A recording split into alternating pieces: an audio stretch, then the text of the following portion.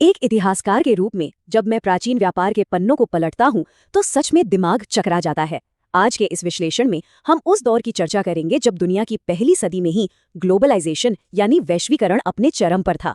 जी हाँ, हम बात कर रहे हैं रोमन एम्पायर और प्राचीन भारत के बीच शुरू हुए उस सीधे और विशाल व्यापार की जिसने पूरी दुनिया की आर्थिक दशा बदल दी थी। तो चलिए अपने इस ऐतिहासिक डोसियर को खोलते हैं। आज हम जल्दी से पहली शताब्दी के इस व्यापारिक उफान को समझेंगे, प्राचीन व्यापारियों की उन गाइडबुक्स पर नजर डालेंगे, मॉनसून के उस अर्थशास्त्र को डिकोड करेंगे और देखेंगे कि पश्चिमी दुनिया भारत को किस नजर से देखती थी। साथ ही इस अंतर्राष्ट्रीय व्यापार की उन गहरी जड़ों और इसकी विशाल विरासत पर भी विस्तृत बात होगी। शुरुआत करते हैं पहली सदी के उस व्यापारिक बूम से जिसने प्राचीन दुनिया के आर्थिक नियम पूरी तरह बदल कर रख दिए। ये नक्शा देखिए, ये प्राचीन दुनिया के भौगोलिक विस्तार को कितने शानदार तरीके से दर्शाता है। जरा कल्पना कीजिए, उस जमाने में व्यापारिक मार्ग पूरे हिंद महासागर को पार करते हुए पूरब और पश्चिम के समृद्ध बंदरगाहों को एक दूसरे से जोड़ रहे थे। ये स्केल और ये रीच उस दौर के हिसाब से किसी चमत्कार से कम नहीं थी। और इसमें जो सबसे ज्यादा हैरान करने वाली बात है वो है इसका पैमाना। प्राचीन भूगोलवेता स्ट्राबो ने अपने रिकॉर्ड्स में लिखा है कि पहली सहस्त्राब्दी की शुरुआत में हर साल 100 से ज्यादा रोमन जहाज व्यापार के लिए भारत आते थे। 100 जहाज! उस समय की टेक्नोलॉजी और खतरों को देखते हुए ये आंकड़ा सच में माइंड ब्लोइंग है। अब जाहिर है, जब इतना बड़ा अंतर्राष्ट्रीय व्यापार होगा तो पैसा भी बेशुमार आएगा। इस अपार संपत्ति ने सातवाहन जैसे शक्तिशाली भारतीय साम्राज्यों को और मजबूत किया। जरा सोचिए, सातवाहन राजवंश के पास 1 लाख सैनिकों की विशाल सेना थी। इनका एक सबसे बड़ा काम कल्याण और भरूच जैसे प्रमुख बंदरगाहों को सिथियन हमलावरों से बचाना था। आखिर इतनी बड़ी इकोनॉमी को सुरक्षा तो चाहिए ही ना। अब आते हैं एक और मजेदार पहलू पर, द एंशिएंट मर्चेंट गाइडबुक। आखिर इन हजारों व्यापारियों को अनजान समुद्रों में रास्ता कैसे मिलता था? किसी भी इतिहासकार के लिए प्राथमिक स्रोत सबसे जरूरी होते हैं और इस टॉपिक में हमारे पास एक मास्टर डॉक्यूमेंट है, Periplus of the Erythraean Sea. Periplus को दरअसल उस जमाने का एक ट्रैवल गाइड या लॉगबुक समझ लीजिए। ऐसा माना जाता है कि 40 से 70 ईस्वी के बीच किसी मिस्र ग्रीक नाविक ने इसे लिखा था। इसमें बंदरगाहों, व्यापारिक अवसरों और यहाँ तक कि स्थानीय राजनीतिक हालात का भी पूरा हिसाब किताब दर्ज था।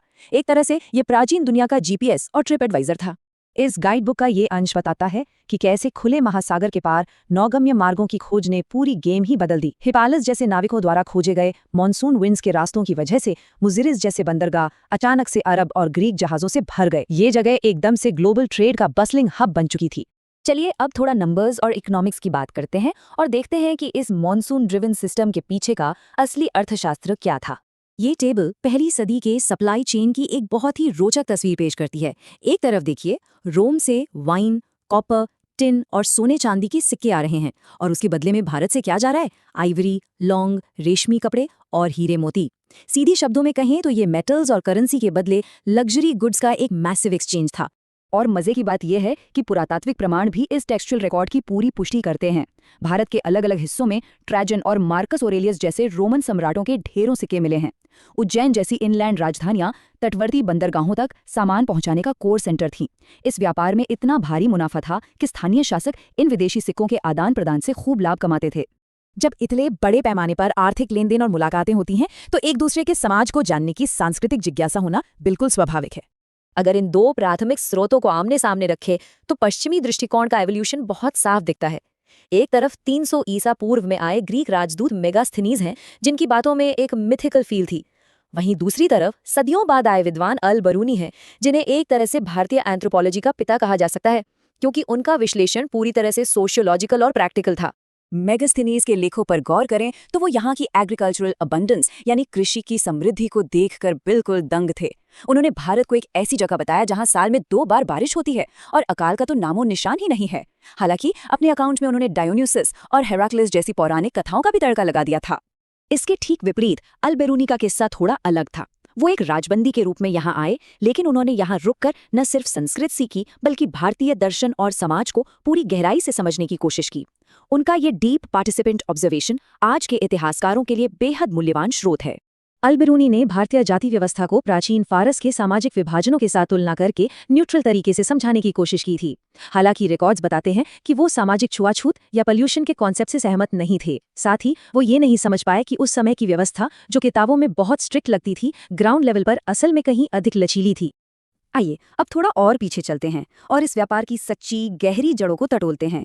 क्योंकि ये पहली सदी का रोमन ट्रेड कोई रातों रात शुरू हुआ फिनोमिनन बिल्कुल नहीं था। इस ऐतिहासिक टाइमलाइन पर ध्यान दीजिए। यह दर्शाता है कि रोमन्स के आने से हजारों साल पहले, जी हाँ, करीब 2500 ईसा पूर्व में हड़प्पा सभ्यता पहले से ही एक जबरदस्त अंतर्राष्ट्रीय निर्यात अर्थव्यवस्था चला रही थी। मेसोपोटामिया के दस्तावेजों में सिंधु घाटी के इन व्यापारियों को मेलुहा के नाम से बुलाया जाता था। यहाँ उनकी एक्सपोर्ट लिस्ट देखिए। लैपिस लजूली, सोना, हाथी दांत और यहाँ तक कि मोर और खास किस्म के कुत्ते। सच कहूं तो ये पूरा सेटअप बिल्कुल उसी रोमन नेटवर्क का एक अर्ली ब्लूप्रिंट लगता है जिसकी हम अभी चर्चा कर रहे थे। पुरातात्विक प्रमाण बताते हैं कि हड़प्पा के लोग केवल आम ट्रेडर नहीं बल्कि मास्टर सेलर्स थे।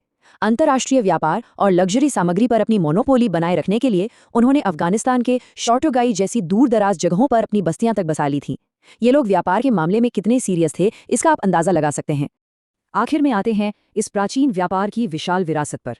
इस मोमेंटम ने मानव इतिहास को जिस तरह शेप किया है वो सीधे हमारे आधुनिक युग की तरफ बढ़ता है। एक मजेदार तथ्य ये है कि जब 15वीं सदी के अंत में वास्को दा गामा जैसे अन्वेषक और उसके बाद ब्रिटिश लोग समुद्र के रास्ते यहाँ पहुंचे तो वो किसी बिल्कुल नए बाजार को नहीं खोज रहे थे। वो लोग तो बस एक ऐसे इंटरकॉन्टिनेंटल मार्केट प्लेस में एंट्री लेने वाले नए प्लेयर्स थे जो पिछले हजारों सालों से लगातार फल फूल रहा था। तो इस विश्लेषण को समाप्त करते हुए ये विशाल ऐतिहासिक प्रश्न जरूर छोड़कर जाना चाहूंगा। आज का ये हाइपर कनेक्टेड वर्ल्ड और वैश्विक अर्थव्यवस्था, क्या वो सच में एक आधुनिक खोज है या फिर ये बस उस लंबी कहानी का सबसे नया चैप्टर है जिसकी शुरुआत उन प्राचीन व्यापारियों ने की थी जिन्होंने साहस करके पहली बार इन समुद्रों को पार किया था। ये एक ऐसा विचार है जो सच में इतिहास को देखने का हमारा पूरा नजरिया बदल देता है।